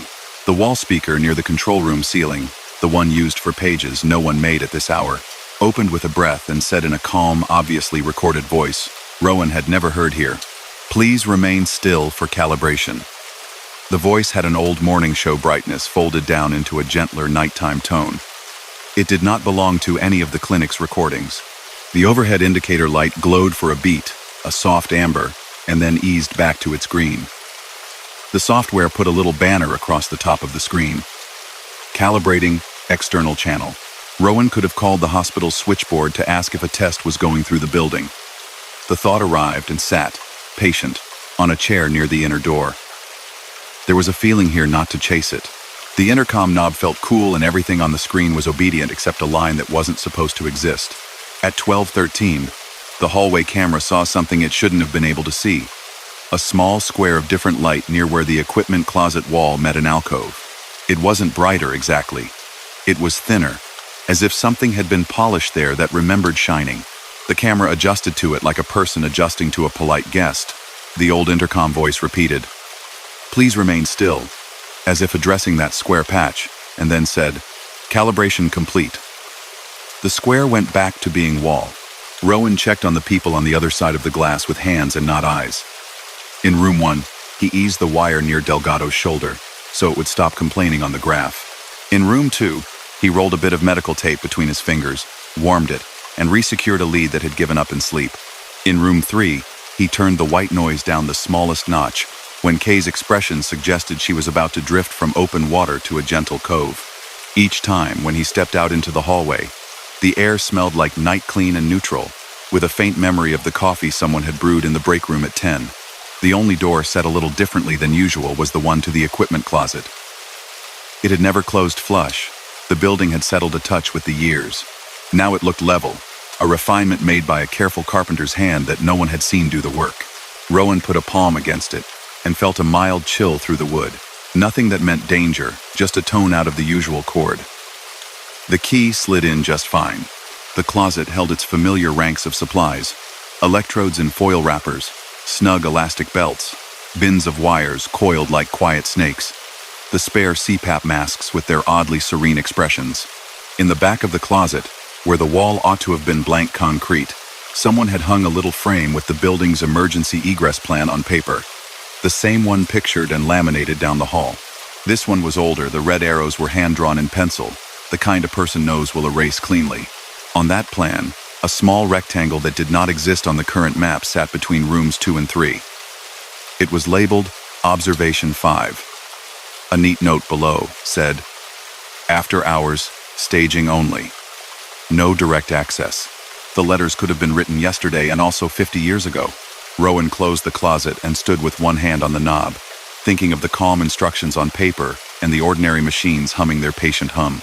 The monitors in the control room felt, from here, like the eyes of a cat in another room doing their own work, not waiting for anyone. He went back, took a sip of water from a bottle, and let the small knitted unease go slack. At 12:40, the software added a data stream to the right side of the screen, where extras sometimes went pulse oximetry expansions, nasal pressure overlays. This one wore the label Corridor B Ambient. It began to draw a line. Not jagged, not random. A slow, repeating curve like breathing. But none of the microphones picked up anything it could have been mirroring. The curve held time with the old wall clock, not with the digital one, and each rise and fall was so steady it might have been practicing to become a metronome. Rowan opened the binder again. In the back, tucked behind a page about scoring REM without overcalling, a thin card had been taped at some point and forgotten. It had only one instruction on it in the same old font as the other handouts. If you see a channel you don't recognize and it keeps excellent time, let it. Do not try to name it while it's working. He let it. Delgado snored once and then did not. The teenager's hand found the hoodie pillow in sleep and kept it like a treasure. Kay's breathing slowed an elegant fraction. The objection from a wire somewhere became a clean line, as if it had been heard and accepted. The software's Phantom Room 5 settled itself at stage 2 and stayed there, doing what good sleep does when no one asks it to. At 1:10, the hallway speakers made another small breath. The old voice said, "We'll light the way at dawn." A second voice, the current one from the clinic's phone tree, overlapped a bit as if it had woken up to correct a child. "This is an internal test. No action is needed." Rowan adjusted the monitor volume down one notch and watched the corridors recompose themselves into the shape he knew. For a few minutes after that, the control room adopted the solemnity of a church right before morning prayers. The hum of electronics softened into something like polite conversation in another room. The air's temperature took one half step cooler, and then decided it had gone far enough. The old analog clock on the wall made a sound it rarely made, an almost imperceptible click at the top of a minute. On cue, the extra ambient channel's curve exhaled and held. The line went flat. For 30 seconds, a single epoch, the software displayed a transparent, pale square over the non-existent room 5 that said, "Lights off." Rowan did not look away. He didn't lean forward. He let the button be buttons and wires be wires, and time bend itself the smallest amount it ever does without anyone asking permission. The square vanished. The ambient channel took up its calm, rising and falling again. A minute later, Delgado turned on his back and snored once, decisively, as if to testify. A half hour passed, like a hand moving slowly across a table. Rowan stretched his neck. He stepped into the hallway and stood there, as if testing a new pair of shoes, and felt the building put its weight down and lift it again those little breath structures take. Somewhere in the larger hospital, a cart bumped a doorway and someone laughed the quick laugh people laugh when they are alone together at night and nothing is wrong. At 2:03, the old intercom voice did something it had not and should not have been able to. It spoke through the small speaker in the ceiling of room 4, which was empty, and said, "Stage 3 sustained. Calm, satisfied, routine." Rowan's fingers tightened on the console and relaxed. He checked each actual room. No one had stirred. The graphs told a story of bodies doing exactly what they were invited here to do. In the corner of the control room, under the cabinet of head caps and spare electrode paste, a dusty computer monitor slept on a shelf. No one used it anymore. The new system had replaced it last year. Its face was blank, a gray mirror for anyone who wanted to see themselves at an unflattering angle. As Rowan watched the graphs, the old monitor woke with no one touching it. A single line of text appeared in a font that had fallen out of fashion before the clinic opened. Observation 5. Repeat night. No further information. The screen went calm again a few seconds later, like a fish turning and showing you its silver for the pleasure of it and then not. At 2:30, the teenager muttered something understandable, only to her pillow and settled. Kay's graph offered a cluster of dreams, and then gave them back. Rowan eased the warmth in the room a degree higher, and checked the hallway camera. The square of slightly thinner light returned in the alcove and then left, a soft, patient tide. There was one more instruction someone had left in the binder, under a tab simply labeled courtesy. It was in handwriting, slanted and precise. If a room you cannot enter shows that it is watching over sleep, do not thank it out loud. Some places get shy. A nod will do. Rowan nodded to the monitors, absurd and completely normal, and went to the break room. The coffee machine had made enough for one. He poured half a cup and leaned in the doorway, both to see the screen and to feel the frame of the building around him like the arms of a very large person who means you no harm. He drank the coffee until it tasted like late night instead of coffee. At 3, the digital clock on the main screen blinked once, in a way that suggested the network had reminded it of who it was. The ambient channel flattened politely, and then removed itself from the screen. Room 5's green dot turned gray. The label changed to End of Observation. Delgado rolled to his side, laid one arm over his chest, and breathed on. The teenager went peaceful as a rock on a riverbed. Kay's white noise machine gave a friendly syllable and then returned to rain. Rowan did one more check of the equipment closet and stood with the door open a moment longer than he needed to. The older evacuation plan still hung there with its pencil arrows. In the corner, where someone had initialed the plan years ago, there was space, and in that space someone had added a small line of graphite almost too light to see. After midnight, extra rooms keep their promises and then go. Morning came like it always did in hospitals, quiet at first, then all at once. Doors moved with purpose. Carts politely argued with thresholds. The sky beyond the high windows lightened by degrees, and the color of the hallway changed from a sort of inland sea to the safer gray of morning offices. The day tech arrived with a bright hello and a bag of bagels, not because bagels fix anything, but because at that hour they felt like proof of future. Rowan handed over the log and made the careful choice to say as little as a person can while telling the truth. Everything ran. One funny listing on the schedule software, no effect on the patients. The day tech nodded in that way that meant, okay. And also, tell me more. Only if the telling would help.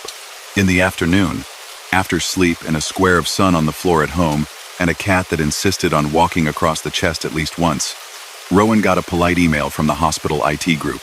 It thanked him for generating clean data, and asked if he had created a new room in the scheduling software by mistake. He wrote back that the software had offered a phantom, and he had let it pass. The reply, cheerful and neutral, said the database had a legacy field for staging. It sometimes surfaced overnight. It should not. They would fix it. In the meantime, no action needed. A week later, a senior tech with the calm eyes of a person who had lifted more than their share of equipment said, over the shared microwave humming and someone else's tea steeping, "Back when the clinic was smaller, there was a fifth room in the old wing. We closed it when they needed the space for equipment. It was a good room. Warm. We kept the lights low there and asked the air to be kind."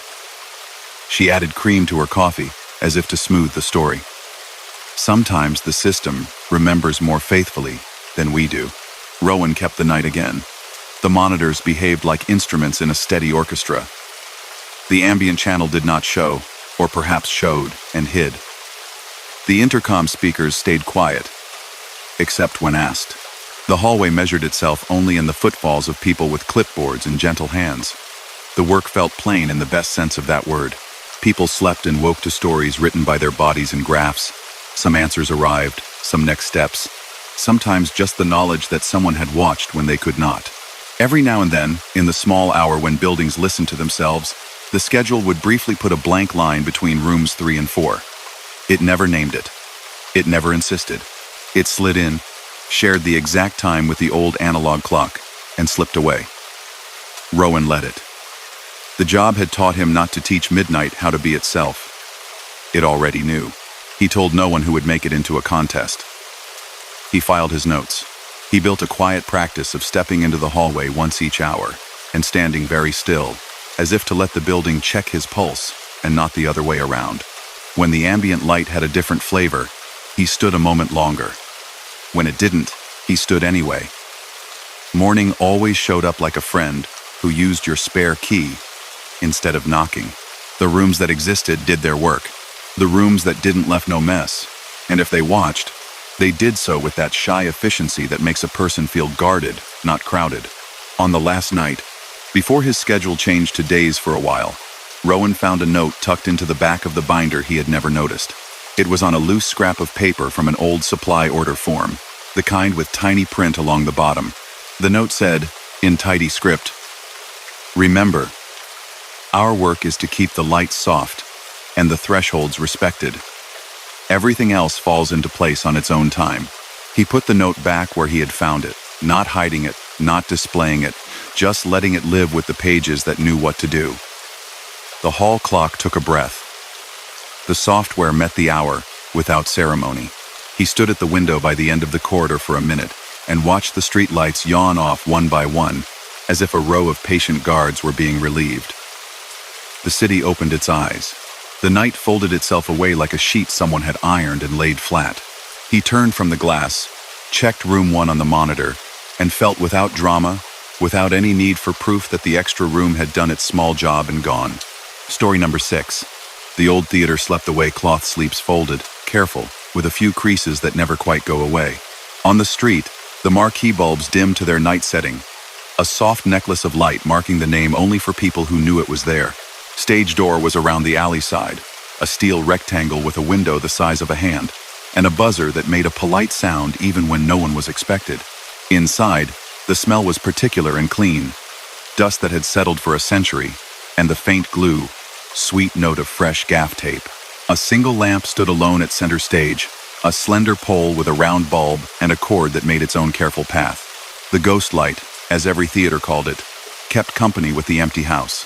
Tessa took the overnights because she liked the way a building this old made sense after midnight. She had learned the rigging names, the way line sets numbered from proscenium to upstage, the soft thrum that came through the deck from the air handlers when they idled, the whisper of the grand drape if it stirred in a draft. Her job was simple and exacting. Lock what needed locking, switch what needed switching, walk the house, log the hours, and, if the building asked for anything, hear it. Night had a narrow list. It would expand if you let it. At 11, she made her first round. The box office was dark and neat, cash drawer empty and open, a paper triangle tenting the counter with tomorrow's hours. Lobby sconces wore their shade of honey, low and kind. The concession stand held its small glass cases and a neat roll of tickets. In the auditorium, rows of red seats faced a stage dressed in black. Legs and borders hung to make a box of nothing. The ghost light drew a circle on the deck, bright enough to see the scuffs and tape marks the crew had missed lifting. Green tape for tables, blue for chairs, white for the main spike that always lived dead center. She touched the white tape with her toe, only to feel where the wood under paint changed, an older seam. Backstage, the call board held its bulletin life rehearsal times, the framed rules about props, a printed page with Fire Watch, in bold for when an effect in daylight needed more eyes in the wings. Someone had left a pencil, sharpened long, wedged behind a thumbtack. Her own binder was on the shelf under the light switch, labeled House in clear tape. She wrote in it with a slow hand. 23.5. Ghost light tested. Lobby lights low. Stage door secured. Line set locks engaged. The first oddness was not the kind that startles. The light board in the booth came awake on its own and settled into a dim face, like a book deciding to be read. It had a little LCD that usually spelled out the current show file's name, and tonight it said nothing for a while and then wrote "Night Check" in a font she hadn't seen since the older board had been retired. She stepped up into the booth and rested one hand on the fader wing. The board hummed the hum of good equipment. On the stage, the ghost light made no effort to be anything but a light. The board quietly loaded a cue stack. Cue numbers appeared 0 through 3, small as seeds. She glanced at the cue list. 0. House dark. 0.5. Walk silence. 1. House to half. 2. Safety look. 3. Ghost light. Hold. 1. A person who worked in theaters learned early how to leave the right things alone. She did not press go. She did not clear. She reached over and wiggled a desk lamp's neck to point away from the stage, a tiny courtesy to darkness, and went back down to the wings. The intercom belt pack on the rail bench, hung where someone with a headset would find it in the morning, flickered. The red call light blinked once, the polite way. She clipped the pack to her belt and plugged in a headset out of habit. Channel A slept. Channel B had a little life on it, a floor noise, a breath someone had left there years ago and didn't need back. Then, soft as someone asking a cat not to sit on paperwork, a voice. Stand by. Rail. Stand by. Deck. Stand by. House. No one else was on. She checked the side stage lamp, the one with a little green hood to keep it from reading in the house. It was steady. The ropes on the fly rail hung, waiting. The locks were snugged. The difference between loose and safe on a line showed itself in the way the rope sat in your hand. She put a palm on line 5 and felt nothing but the weight it had been given. The second oddness was as much number as mood. The big clock above the proscenium, a handsome thing with a brass rim and a face with tiny hairline cracks in the paint of its numbers, had never worked. It had filled the spot for years, mugging for photos, telling time that had stopped at 23 minutes past something. Tonight at 11:58, one hand, the minute hand, moved a breath. She didn't see it move. It had simply gotten ready to. She went up the aisle and stood a half dozen rows back and looked up at it the way people look at anything that returns from a long pause. The hand advanced a mark. She looked back at the ghost light and saw the floor this time rather than the light. The way the light made its own compass on wood, how the circle's edge feathered because the paint had a tooth. Downstage right, a door sometimes stuck. It had a little brass label from the old days. Green room. The room beyond was a long, low space, with mirrors that turned anyone into a bright version of themselves. The air in it tonight held the smell of wood that had warmed in the day and cooled. A piano lived there, a small upright with a scar on its fallboard. Someone had left the fallboard raised. No keys were pressed, yet the long strings made a sigh-like breath when the building adjusted and the sound got inside. She lowered the board with a fingertip and it settled without a clack. The old sign above the mirror that said "No foot near costumes" reflected twice. On the callboard in the wing, a paper she had not posted rode the cork. It was the old kind of copier paper, not glossy, not new. The font at the top said "Quiet Call." The lines below were the familiar cadence of a stage manager's warm voice. Places in 5. Places please. Stand by for house to half. At the bottom, in smaller type, an instruction. Between 1:57 and 2:3. Do not speak on channel. Let house keep its time. Her pen hovered over her binder. She did not add it to her notes because it felt too much like writing the weather down. Obvious, unhelpful, true. At midnight, the street noise outside dipped down to the occasional delivery truck and someone on a bicycle taking the lane with the upright pride of late hours. In the theater, everything kept its edges. The ghost light did not flicker. The board in the booth offered its little cues and waited like a dog with a ball.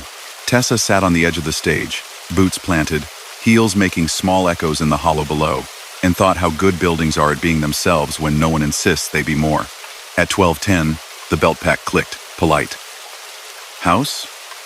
the voice said then, confident and calm, not asking a question so much as making a shape of a word. She knew that voice the way all crews know a voice when it has said the right words 1,000 times in the right hour. It sounded like someone from 20 years ago, or last winter. She turned the volume down a hair and did nothing else. The house lights on the wall dimmer bank, those old faders with the 2 big sliders left from another age, carried their own hiss. She touched the cool metal faceplate and felt the tiny, reassuring vibration of electricity being useful in the night. The top slider was at its lowest. The bottom left a thread of light for the aisle over by the east door. She did not move them. A cat from one of the shops next door sometimes visited, skinny and entitled, walking the velvet and ducking under the seats. Not tonight. The theater kept its own counsel. In the booth, the standby screen offered its 4 cues. She walked up the steps, did not sit in the chair that had molded to the shape of people waiting for long queues in Act 2, and set her hand on the fader marked Grandmaster. The plastic felt honest. The little go button waited. At 1:56, she closed her binder and simply stood on the aisle. She could hear the city's clock somewhere far off, the one in the square that chimed. The theater didn't chime. It adjusted itself in the ways only old rooms do, quiet, consistent motions that you can feel in your scapulae if you've swept enough floors. The minute hand on the dead clock made its small journey and clicked no sound really, but a kind of agreement in the air. At 1:57, the belt pack voice returned with the tone of a person holding the back of a door open for someone carrying a box. "House to half," it said, very soft. In the booth, the light board executed Q1 without anyone touching it. The house lights slid down to that golden place where everyone looks like a picture in an album, where row numbers glow just enough for hands to find. The ghost light stayed bright at its post. The stage itself took no color. Tessa waited, body still and permission inside her, granted by something she should not have been able to name.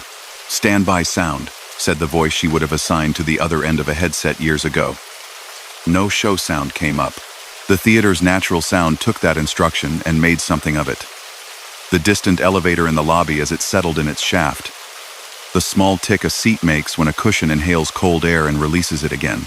The old wooden risers remembering summers and winters, and those front row kids who kick the rail. From the grid, high in the darkness, a light glowed that shouldn't have had power. A dancer's light. A lamp meant for someone to warm their muscles under without waking the scene. It threw a tiny coin of glow along a batten. The glow moved and settled, as if someone had put a hand on the pole and turned it thoughtfully, and then left it in a good position. The fly lock stayed set. The ropes did not jitter. Something not dangerous was working in the room inventory of a kind. She watched the deck, because if anything was going to go wrong, for the first time in her experience, it would announce itself there. It didn't. What did happen was much smaller. The tape marks changed their ages. A blue strip, torn at an angle, suddenly looked more faded, as if it had been there a long time for a show with a kitchen set. A pink one brightened itself, a fresh snap of color for a show that had been full of sequins and patience. The white main spike, her anchor in darkness, held. On the belt pack, the voice said, "Stand by deck, Q2. She reached for the Grandmaster without thinking, and stopped herself. The board spooned its way to Q2 by itself. Safety look. It was a nothing look, really work light levels. A warm wash across the apron. Just enough dim light to see a stray cable, soft enough not to flatter anyone.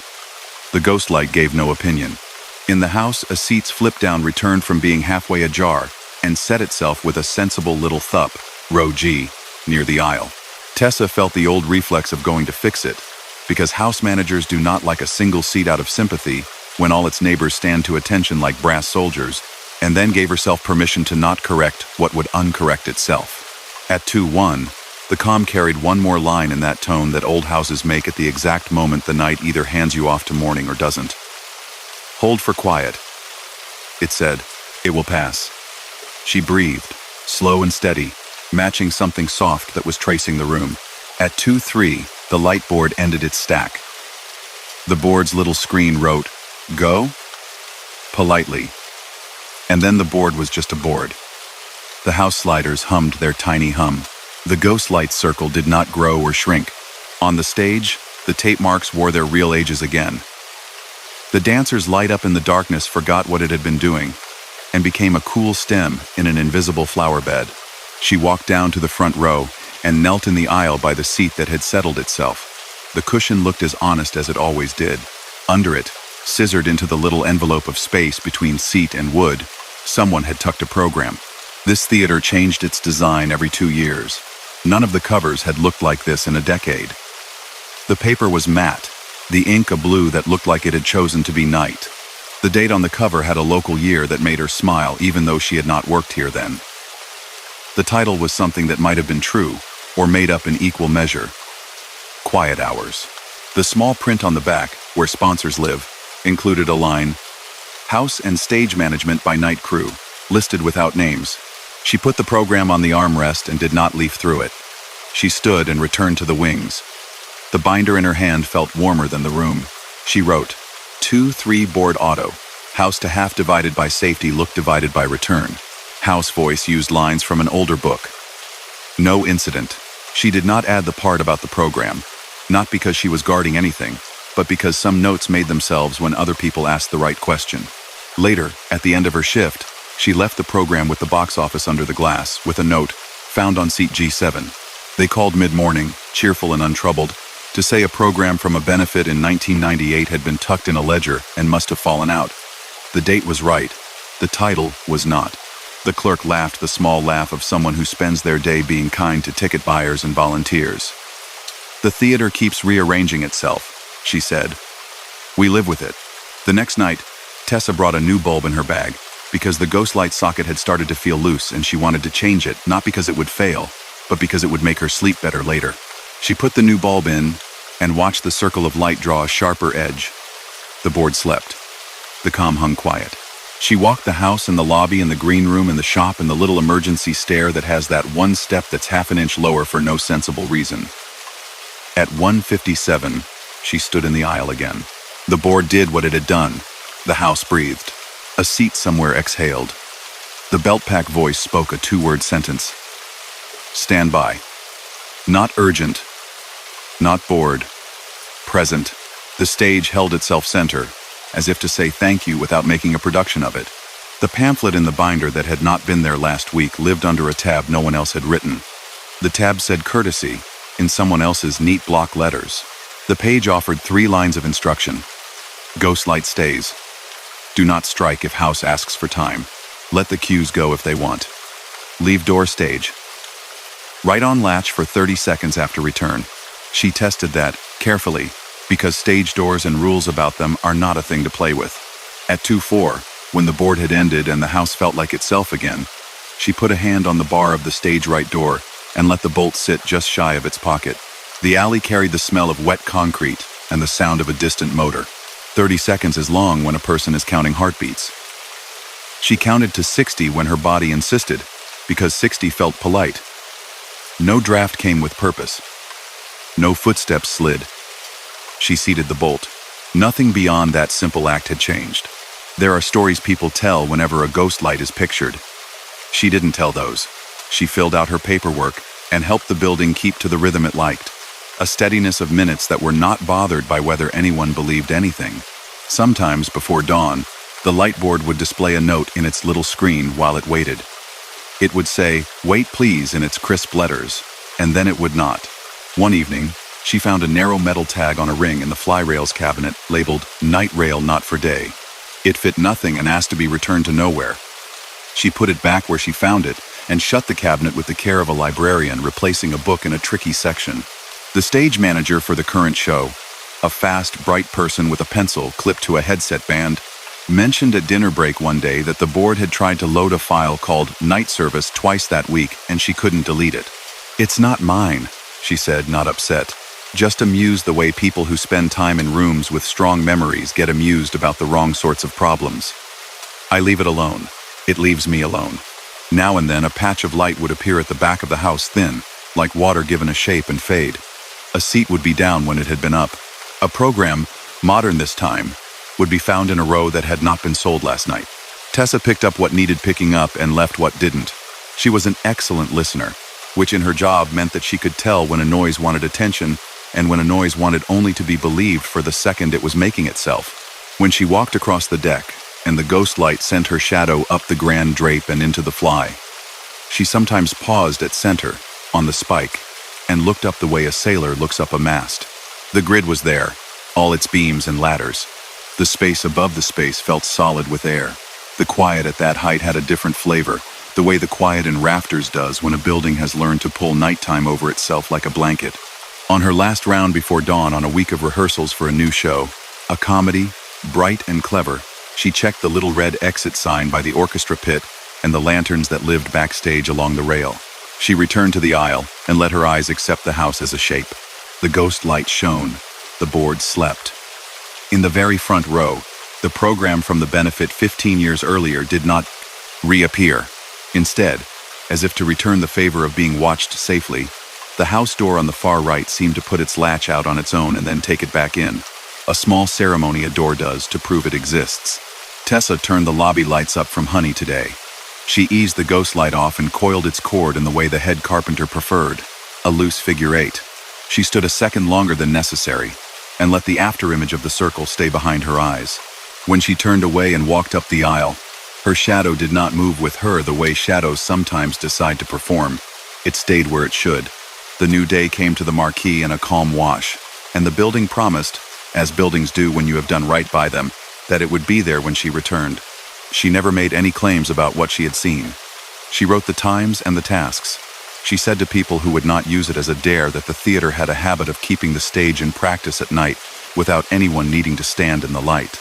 If asked for a rule, she offered only this: buy a good bulb for the ghost light. Count to 60 when the house asks, and be ready for the last minute of a long hour to feel a lot like the first.